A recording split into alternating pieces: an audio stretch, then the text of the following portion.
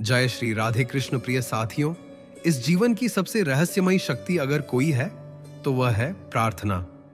एक मौन पुकार जो बिना बोले भी भगवान तक पहुंचती है। एक आह जो हमारे आंसुओं में बहकर सीधा उनके चरणों में गिरती है।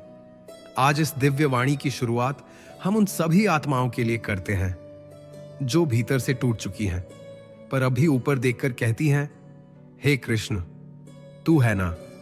हे वासुदेव, जो भी आज इस वीडियो को सुन रहा है, उनके जीवन की हर पीड़ा में तू उनका सहारा बन जा, हर डर में तू उनका संबल बन जा और हर प्रार्थना में उन्हें अपने साक्षात होने का अनुभव करा।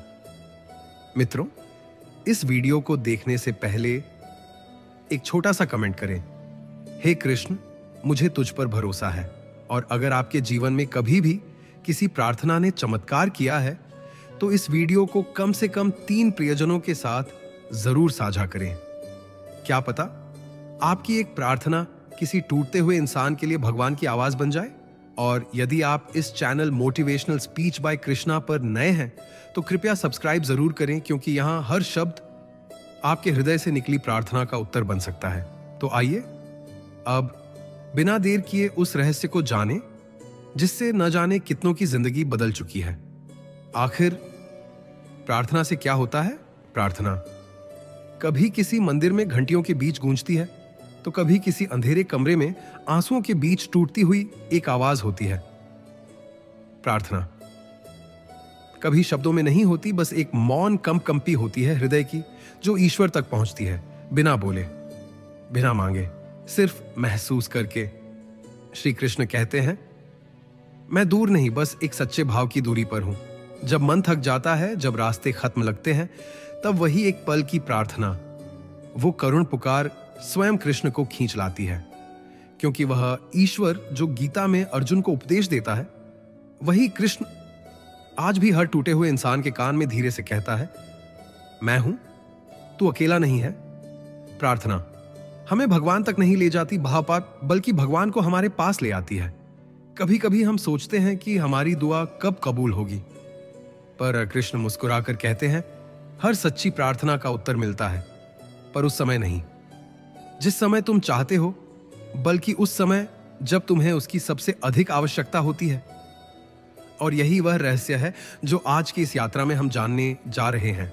क्योंकि यह सिर्फ शब्दों की कहानी नहीं है, यह उस आत्मा की पुकार है जो हर रात भगवान को सिर्फ इतना कहती है, अगर तू है तो मेरी सुन, पर जैसा तू चाहे वैसा कर। श्रीमद् भगवद गीता में श्री कृष्ण कहते हैं, सत्तिर्फिर कर्कय्या पत्रम पुष्पम फलम तोयम यो में भक्त्या प्रयच्छति तदहम भक्त्युपहृतम अश्नामि प्रयतात्मनः सिकिया कचाका। अध्याय 9 श्लोक 26। अर्थात जो श्रद्धा और प्रेम से मुझे एक पत्राम, पत्तामा, पुष्प, फूल, फल या जल भी अर्पित करता है, मैं उसे स्वीकार करता हूं। सोचिए, भगवान को हमारी वस्तुएं नहीं चाहिए, उन्हें हमारी संपत्ति नहीं चाहिए, उन्हें चाहिए सिर्फ एक सच्चा भाव, एक ऐसी प्रार्थना जिसमें दिल कांप रहा हो, आंखें नम हो और आत्मा पूरी तरह समर्पित हो। कृष्ण जानते हैं, मुंक्रे कौखिक मनुष्य की मांगे तो कभी खत्म नहीं होंगी, पर जब वो मांगना छोड़कर बस कृष्ण के चरणों में बैठकर रोता है तो वही पल प्रार्थना बन जाती है। क्योंकि तब वहां मांग नहीं होती, वहां एक मिलन होता है, ईश्वर और आत्मा का मिलन, जहां शब्दों की जरूरत नहीं होती, केवल मौन पर्याप्त होता है। श्री कृष्ण ने अर्जुन से गीता में कहा, तस्मात् सर्वेषु कालेषु मामनुस्मर युध्यच। अध्याय 8 श्लोक 7। इसलिए तू हर समय मेरा स्मरण कर और युद्ध कर। यही सच्ची प्रार्थना है। और जब व्यक्ति जीवन के संघर्षों में होते हुए भी अपने अंतर्मन में श्री कृष्ण को याद करता रहे, जब वह केवल सुख में नहीं बल्कि दुख में भी कहे, हे माधव, जो हो रहा है वह तेरी ही इच्छा है, मैं तुझसे जुड़ा हूं। प्रार्थना तब सबसे शक्तिशाली बनती है जब वह मांग से नहीं, समर्पण से उत्पन्न होती है। क्योंकि कृष्ण को हमारी आवश्यकताओं से ज्यादा हमारी निष्ठा प्यारी है। वो देखना चाहते हैं, जब कुछ भी नहीं बचा तुम्हारे पास, तब भी क्या तुम हरे कृष्ण बोल सकते हो?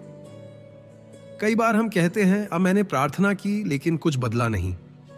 पर क्या आपने कभी गौर किया है, हर बार जब आप सच्चे भाव से भगवान के सामने रोए, मन एकदम हल्का हो गया, जैसे वर्षों से जमा कोई बोझ धीरे धीरे बह गया हो। जैसे दिल के किसी गहरे कोने में जो गांठें थीं, वो बस उस एक हे कृष्ण की पुकार में खुल गईं। श्री कृष्ण कहते हैं, शांतिम निरूपमा लभते, जो भक्त समर्पण पूर्वक मुझे भजता है उसे अपार शांति प्राप्त होती है। सत्य यही है, प्रार्थना में छिपी है वह ऊर्जा जो मन की अशांति को जल की तरह शांत करती है। जब कोई इंसान बिखरा होता है और उसे शब्द नहीं मिलते, तब वह आंखें बंद करता है और कहता है, हे प्रभु मुझे संभाल ले। वहीं से उसकी आत्मा की सफाई शुरू हो जाती है। प्रार्थना से चीजें बाहर नहीं बदलती, सबसे पहले प्रार्थना से हम भीतर बदलते हैं। और जब मन बदलता है, दृष्टिकोण बदलता है, तब वही पुरानी दुनिया नई लगने लगती है। कृष्ण हमें यह नहीं कहते कि जीवन में दुख नहीं होंगे, वो कहते हैं जब दुख आए तो भागना मत, मेरे सामने आकर बैठ जाना, मैं तेरे आंसुओं को पढ़ लूंगा, तुझे कुछ कहने की जरूरत नहीं पड़ेगी। यही है सच्ची प्रार्थना। जब मन व्याकुल हो और तू मौन हो, फिर भी ईश्वर तुझे सुन लेता है। तो अगली बार जब मन बोझिल हो, कोई रास्ता ना दिखे, तो केवल एक बार कृष्ण से कह देना, हे नंदलाल, मन भारी है, आकर बैठ जा मेरे पास। और फिर देखना कैसे भीतर कोई अदृश्य शांति उतर आती है जो दुनिया नहीं दे सकती, वो एक क्षण की प्रार्थना दे देती है। कभी आपने सोचा है, मन का भी एक तापमान होता है। जब हम क्रोध में होते हैं, जी आप, यह जलता है। जब हम डर में होते हैं, यह कांपता है। जब हम चिंता में होते हैं, और यह उबलता है। और जब मन बार बार जलता, कांपता, उबलता है, तो भीतर का संतुलन टूट जाता है। इसीलिए श्री कृष्ण कहते हैं, द्योज योगस्थ कुरु कर्माणि। हे अर्जुन, तू योग में स्थित होकर संभव से कर्म कर। और प्रार्थना क्या है? वो योगस्थ स्थिति को प्राप्त करने का सबसे सरल मार्ग है। जब हम सच्चे भाव से प्रार्थना करते हैं तो मन का तापमान का धीरे धीरे शांत होने लगता है। जैसे गर्म पानी में चंद्रमा का प्रतिबिंब नहीं दिखता, वैसे ही अशांत मन में ईश्वर नहीं दिखते। पर जब वह तापमान स्थिर होता है तो भीतर शांति का चंद्रमा चमकने लगता है। तब हर विचार निर्मल हो जाता है, हर भावना संयमित, हर निर्णय स्पष्ट। कृष्ण हमें सिखाते हैं कि जब जीवन में सब कुछ बिखर जाए तो बाहर के तापमान को नहीं, अपने भीतर के तापमान को स्थिर करना सीखो। प्रार्थना वही करती है, वह भीतर से हमारे तापमान को संतुलित करती है, जिससे हम क्रोध में भी संयमित रहते हैं, चिंता में भी स्थिर और डर में भी आत्मविश्वास से भरे रहते हैं। यही कारण है कि जिनके जीवन में नियमित प्रार्थना होती है, उनका चेहरा शांत होता है, उनकी आंखों में थकान नहीं बल्कि एक अदृश्य बल होता है, क्योंकि वो जानते हैं मेरे भीतर कोई बैठा है जो मुझे हर क्षण संभाल रहा है। फिर बाहर की आग मुझे क्या जला पाएगी? बाहरी दुनिया हमारे नियंत्रण में नहीं होती। कभी हालात अच्छे होंगे, कभी बुरे, कभी लोग सराहेंगे, कभी तिरस्कार करेंगे, कभी योजनाएं सफल होंगी तो कभी सब बिखर जाएगा। परंतु कृष्ण कहते हैं, समदुख सुख स्वस्थ समलोष्टाश्म कांचन। जो सुख दुख में समान भाव रखता है वही सच्चा योगी है। और यही शक्ति प्रार्थना से आती है। जब हम हर दिन ईश्वर के सामने बैठते हैं तो धीरे धीरे एक ऐसी आंतरिक स्थिरता विकसित होती है जो परिस्थितियों से नहीं हिलती, जो आलोचना में टूटती नहीं और प्रशंसा में फूलती नहीं। प्रार्थना एक दर्पण की तरह है जो हमें रोज हमारा भीतर दिखाती है, हमारे आक्रोश को, हमारे मोह को, हमारे अहम को। कृष्ण कहते हैं, जो अपने भीतर के शत्रु जीत लेता है वही सच्चा विजेता है। और प्रार्थना इन भीतर के शत्रुओं से लड़ने का सबसे शांत लेकिन सबसे प्रबल हथियार है। जब कोई व्यक्ति रोते हुए कहता है, हे नंदलाल, मुझे नहीं पता मैं क्या सही कर रहा हूं, पर तेरी शरण में आया हूं, तब वह अपने भीतर के हर मोह, हर क्रोध, हर भ्रम को बहा देता है और वहां एक नई ऊर्जा का बीज रोपित होता है। प्रार्थना हमें शांत बनाती है क्योंकि वहां प्रतिस्पर्धा नहीं होती। प्रार्थना हमें संतुलित बनाती है क्योंकि वहां वासनाएं विलीन हो जाती हैं। और प्रार्थना हमें संतुष्ट बनाती है क्योंकि वहां हम मांगना छोड़ देते हैं और बस ईश्वर के होने में तृप्त हो जाते हैं। तब जीवन वही रहता है पर दृष्टि बदल जाती है। बाहर तूफान हो सकता है पर भीतर एक सुंदर मौन, एक अलौकिक प्रकाश, एक दिव्य उपस्थिति कृष्ण की। श्री कृष्ण कहते हैं, नाहम प्रविष्ट चित्तानि योगिनाम हृदि तिष्ठामि। मैं उन हृदयों में नहीं निवास करता जो अहंकार से भरे हैं, बल्कि वहां रहता हूं जहां प्रेम और विनम्रता का निवास है।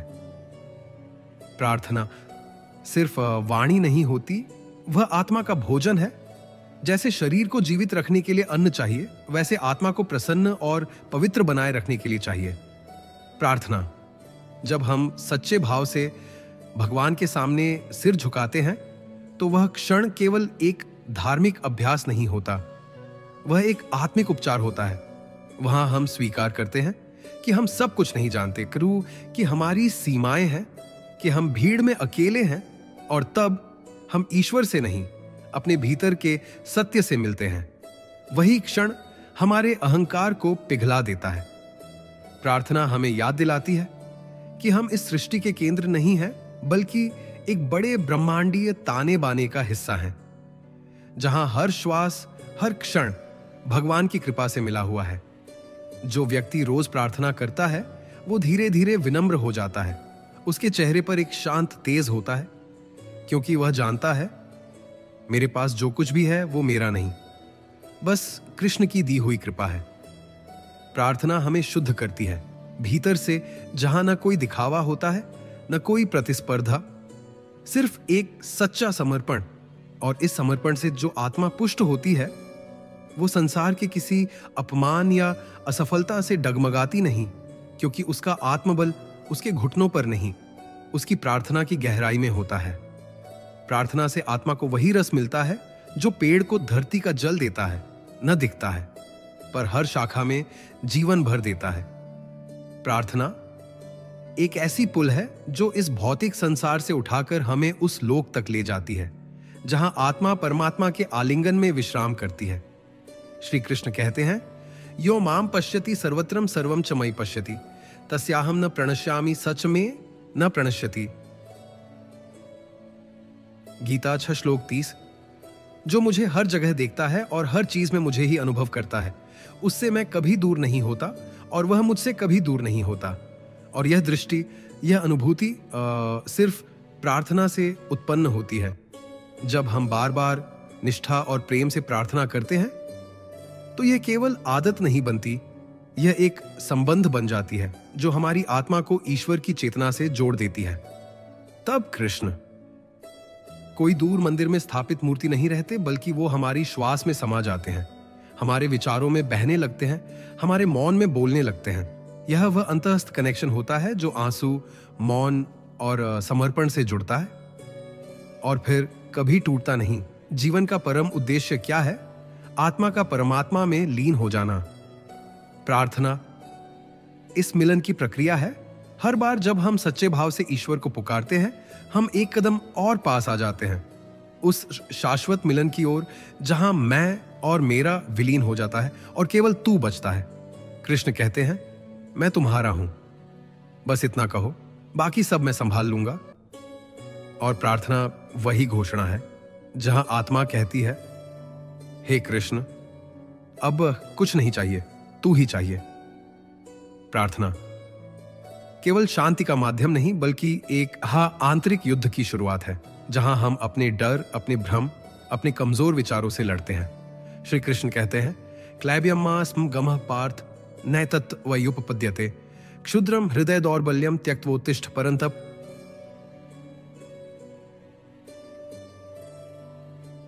गीता 2:2-3। हे अर्जुन, यह कायरता मत धारण करो, यह तुम्हारे योग्य नहीं है। इस अक्षुद्र दुर्बलता को त्याग कर उठो और वीरों की भांति युद्ध करो। क्या है यह दुर्बलता? हार मान लेना, सोच लेना कि कुछ नहीं बदलेगा, या यह मान लेना कि हम अकेले हैं। पर जब हम ईश्वर से प्रार्थना करते हैं, तो अपने के तो हम केवल कोई वरदान नहीं मांग रहे होते, हम अपने भीतर छुपी उस शक्ति को जगा रहे होते हैं जो दुनिया की कोई किताब, कोई व्यक्ति, कोई अवसर भी नहीं जगा सकता। प्रार्थना वो पल है जब टूट चुका इंसान भी कहता है, हे कृष्ण, अब मैं डरता नहीं, तू मेरे साथ है। और बस वहां से ही भीतर से एक अनदेखी ज्वाला उठती है। कमजोर विचार धीरे धीरे बदलने लगते हैं। मैं नहीं कर सकता से, अगर प्रभु मेरे साथ हैं तो कोई मुझे रोक नहीं सकता। प्रार्थना हमें आत्मविश्वास देती है, क्योंकि वह हमें याद दिलाती है कि हम अकेले नहीं हैं। हमें सहारा चाहिए होता है और वो ईश्वर बन जाते हैं। हमें रास्ता चाहिए होता है और वो प्रकाश बन जाते हैं।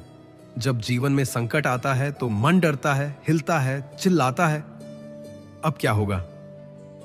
पर जब वही मन प्रार्थना में डूबता है तो वही मन धीरे धीरे कहने लगता है, जो होगा अच्छा ही होगा, क्योंकि मैं उस पर विश्वास करता हूं जो कभी गलती नहीं करता। प्रार्थना वो शक्ति है जो डूबते हुए इंसान को डूबने नहीं देती। वो भीतर से कहती है, अभी सब खत्म नहीं हुआ। जब तक तू प्रार्थना कर सकता है तब तक तू फिर से उठ सकता है। यही कारण है कि जो प्रार्थना करता है वो कभी हार नहीं मानता, क्योंकि उसे पता है, मैं नहीं पर मेरे कृष्ण जरूर कुछ करेंगे। जब जीवन की राहें कठिन होती हैं, जब हर कदम पर कांटे बिछे हों, तो वही प्रार्थना हमें वह शक्ति देती है जो हमें असंभव को संभव करने का साहस देती है। श्री कृष्ण कहते हैं, असंभवम संभवात्व तत्किम न साहसम गथ। अनुमानित भावार्थ, अगर तुमने असंभव को संभव कर दिखाया तो फिर किसी बात का भय क्यों? प्रार्थना हमें केवल मानसिक बल ही नहीं देती बल्कि हमारी सोच को भी सशक्त बनाती है। जब हम मन को शांति देते हैं तो वह खुल जाता है, वह विचारशील हो जाता है, समझदार हो जाता है। मनुष्य का मस्तिष्क प्रार्थना से एक नई ऊर्जा से भर उठता है, जिससे वह सोचने लगता है कैसे कठिनाइयों को चतुराई से हल किया जाए, कैसे कदम कदम पर फंसावट से बचा जाए, कैसे योजना बनाई जाए। जब मन स्पष्ट हो जाता है तो जीवन के काम भी सरल हो जाते हैं। हर बाधा में एक अवसर छिपा होता है और वह अवसर तभी दिखाई देता है जब मन की गहराई में शांति हो। कृष्ण कहते हैं, सत्वं समत्वम योग उच्यते। समत्व की अवस्था योग कहलाती है। प्रार्थना से यह समत्व आता है जो मन को स्थिर, संतुलित और कार्यशील बनाता है। और तब वो असंभव कार्य जो कभी अधूरा सा लगता था वह भी हमारे सामने पूरी तरह से खुल जाता है। क्योंकि जब ईश्वर हमारे साथ होते हैं तो कोई भी बाधा हमें रोक नहीं सकती। हमारा मन, हमारी योजना, हमारा आत्मबल, सब कुछ एक साथ काम करने लगता है। प्रार्थना हमें केवल उम्मीद नहीं देती, वो हमें एक व्यवहारिक मार्गदर्शन भी देती है जो हमें सोचने, समझने और सही दिशा में कदम बढ़ाने का सामर्थ्य प्रदान करती है। प्रार्थना वह संवाद है जो हमें यह समझाता है कि हर फल हमारे प्रयास का तुरंत परिणाम नहीं होता। भगवान की योजना हमारी कल्पना से कहीं बड़ी और बेहतर होती है। श्री कृष्ण कहते हैं, फलानि त्वेकम फलानि ते मा तुष्ट करोति न निंदति ततः तव समाधि प्राप्ति ही सन्निधो सन्निधो स्यात्। गीता 18 का भावार्थ। तुम अपने कर्म करो, फल की चिंता मत करो। मेरा आशीर्वाद तुम्हें सही समय पर मिलेगा जो तुम्हारे लिए सर्वोत्तम होगा। जीवन में जब हम प्रार्थना करते हैं तो हम केवल फल की जल्दी की मांग नहीं करते, हम भगवान के उस सही समय और सर्वोत्तम परिणाम पर विश्वास करते हैं जो हमारी आत्मा की उन्नति और शांति के लिए बेहतर होता है। कभी कभी कठिनाइयां बढ़ती हैं, पर प्रार्थना हमें धैर्य का पाठ पढ़ाती है। यह धैर्य हमारे विश्वास का साथी होता है जो हमें कहता है, सब ठीक होगा, तेरा कृष्ण तुझसे कभी दूर नहीं होता। धैर्य और विश्वास के साथ की गई प्रार्थना हमारे जीवन के संघर्षों को एक नए अर्थ से भर देती है। हम समझ पाते हैं कि हर चुनौती, हर विफलता हमें सफलता के एक कदम और करीब ले जाती है। कृष्ण कहते हैं, यह नव श्री भगवान उवाच असक्तोस्मि समाज्यो न द्वेष्टि न कांक्षति। गीता 5:29। जो व्यक्ति निष्काम भाव से कर्म करता है, जो न द्वेष करता है न कामना रखता है, मैं उसका हमेशा साथ देता हूं। प्रार्थना हमें सिखाती है, धैर्य रखो, विश्वास रखो और हर परिस्थिति में कृष्ण को याद करो, क्योंकि भगवान की कृपा वह बहती नदियों की तरह है जो समय आने पर हर सूखे खेत में जीवन भर देती है। प्रार्थना सिर्फ अपने लिए नहीं बल्कि दूसरों के लिए भी हमारे हृदय के दरवाजे खोलती है। यह हमें सिखाती है दूसरों के प्रति सम्मान, और सम्मान की भावना का अर्थ क्या होता है। जब हम भगवान के समक्ष विनम्र होकर बैठते हैं तो हमारा हृदय खुद ब खुद दयालु हो जाता है, निर्मल हो जाता है, क्योंकि प्रार्थना हमें दयालुता की गहराई में ले जाती है जहां नफरत, घृणा और द्वेष के लिए कोई जगह नहीं होती। और यही दयालु हृदय जो दूसरों की पीड़ा महसूस करता है, वही सबसे बड़ा योद्धा होता है। प्रार्थना से हम सीखते हैं कृतज्ञता का अर्थ क्या होता है, जो हमें हमारे जीवन की हर छोटी बड़ी प्राप्ति के लिए धन्यवाद कहना सिखाती है। यह कृतज्ञता ही है जो हमारे मन को प्रसन्न रखती है, जो हमें यह याद दिलाती है कि हर सुख, हर सफलता ईश्वर की एक अमूल्य देन है। प्रार्थना से ईश्वर से प्रेम होता है, एक ऐसा प्रेम जो केवल शब्दों में नहीं बल्कि हर सांस में बसता है, जो हमें बताता है तुम अकेले नहीं हो, मैं हमेशा तुम्हारे साथ हूं। और इसी प्रेम के माध्यम से हम अपनी सबसे बड़ी ताकत को पहचानते हैं, अपनी असली पहचान को। जब यह पहचान हमारे अंदर जागती है तो जीवन की सबसे बड़ी लड़ाई, अपने मन की लड़ाई, हम जीत जाते हैं, क्योंकि हम समझ जाते हैं हम अकेले नहीं, हमारा कृष्ण हमारे साथ है, और जो कृष्ण के साथ है वह कभी हारता नहीं। दोस्तों, आज विज्ञान भी प्रार्थना की ताकत को मानता है। कुछ शोध बताते हैं कि जो लोग नियमित रूप से प्रार्थना करते हैं वे अन्य लोगों की तुलना में 7 से 11 साल अधिक जीवन जीते हैं। यह केवल संयोग नहीं बल्कि उस गहरा संबंध और शांति का फल है जो प्रार्थना हमें प्रदान करती है। प्रार्थना हमारे शरीर को भी पोषण देती है।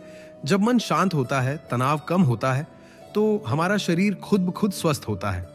और जब मन स्वस्थ रहता है तो बुद्धि तेज होती है, सोच स्पष्ट होती है। शोध बताते हैं कि प्रार्थना से हमारे अंदर एक विशेष प्रतिरोधक क्षमता यानी इम्यूनिटी बढ़ती है, जिससे हम बीमारियों से लड़ने में सक्षम होते हैं। गीता के शब्दों में योग युक्तात्मा कुरु कर्माणि संगम त्यक्त्वा धनंजय, गीता 2.48। जो योग के साथ अपने कर्तव्य करता है उसे न तो कोई हानि पहुंचती है न रोग। प्रार्थना वह योग है जो न केवल हमारी आत्मा को पोषित करती है बल्कि हमारे शरीर और मन को भी सशक्त बनाती है। तो दोस्तों, जब अगली बार आप प्रार्थना करें तो यह याद रखें कि आप केवल अपनी आत्मा से संवाद नहीं कर रहे बल्कि अपने पूरे अस्तित्व को स्वस्थ, मजबूत और दीर्घायु बनाने का स्रोत भी खोल रहे हैं। प्रार्थना यह केवल एक साधना नहीं बल्कि एक गहरा अनुभव है जो हमारे शरीर, मन और आत्मा तीनों स्तरों पर सकारात्मक प्रभाव डालती है। शरीर में यह तनाव और रोगों को कम करती है, मस्तिष्क की शक्ति बढ़ाती है और हमें एक दीर्घायु जीवन का वरदान देती है। मन में यह अशांति और भय को दूर करती है, हमें संतुलित, शांति से भरा और साहसी बनाती है।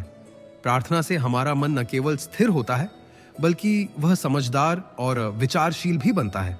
और सबसे ऊपर आत्मा की यह पुकार होती है, यह आत्मा को परमात्मा से जोड़ती है, हमें उस शाश्वत प्रेम और शांति की अनुभूति कराती है जिसे पाने के लिए हम इस जीवन में आए हैं। गीता में कहा गया है, मन मना भव मद्भक्तो मद्याजी माम नमस्कुरु मामे वैश्यसी सत्यम ते प्रतिजाने प्रियोसी में, गीता 9:10। मुझको नमस्कार कर, तुम निश्चित रूप से मुझ तक पहुंचोगे क्योंकि तुम मेरे प्रिय हो। प्रार्थना हमें अपने जीवन का सच्चा उद्देश्य दिखाती है, ईश्वर के प्रति प्रेम, समर्पण और एक गहरा संबंध। जब हम इस त्रिवेणी शरीर, मन और आत्मा से को साथ लेकर चलते हैं तो जीवन की हर समस्या छोटी लगने लगती है, हर चुनौती हमारे लिए एक अवसर बन जाती है और हम स्वयं को उस ईश्वर के रूप में देख पाते हैं जिसने हमें यह शक्ति और प्रेम दिया है। तो ही प्रिय आत्माओं, अब जब तुमने श्री कृष्ण की वाणी को सुना, उसमें जीवन के पापों की पहचान की, कर्तव्य का मार्ग जाना, आत्म संयम, ध्यान और साधना की शक्ति को समझा, तो अब समय है अपने भीतर उतरने का। श्री कृष्ण हर हृदय में निवास करते हैं, लेकिन उन्हें पाने के लिए सिर्फ आंखें बंद करनी होती हैं, मन को शांत करना होता है और एक सच्चा प्रश्न भीतर से उठाना होता है, प्रभु मैं आपसे दूर क्यों हूं? और विश्वास मानिए, आप जैसे ही यह पुकार हृदय से लगाते हैं, श्री कृष्ण कहते हैं, मैं तो यहीं था, तुम्हारे अंदर, तुम्हारे हर आंसू में, तुम्हारी हर सांस में, बस तुमने मुझे कभी आवाज नहीं दी। अब अवसर है अपने जीवन को केवल जीवित रहने से जागृत जीने में बदलने का। अगर इस वीडियो ने आपके हृदय को छुआ हो, अगर श्री कृष्ण की ये दिव्य वाणी आपको थोड़ा भी भीतर से बदलने लगी हो, तो कृपया नीचे जय श्री कृष्ण लिखें और इस प्रकाश को कम से कम 3 लोगों तक जरूर पहुंचाएं, क्योंकि क्या पता आपके एक साधारण से शेर से किसी का अंधकारमय जीवन श्री कृष्ण की रोशनी से भर जाए। और हां, अगर आप चाहते हैं कि इस प्रकार की और भी गहराई से भरी श्री कृष्ण वाणी आप तक पहुंचे, तो इस चैनल को अभी सब्सक्राइब करें और घंटी का बटन दबाएं, ताकि अगली बार जब कृष्ण पुकारें, आप वह पुकार सुनने वाले पहले व्यक्ति बने। जय श्री कृष्ण। आपका जीवन धर्ममय हो, प्रेममय हो और कृष्णमय हो। इसी मंगल कामना के साथ हमारी यह यात्रा यहीं विराम लेती है, लेकिन आपकी आत्मिक यात्रा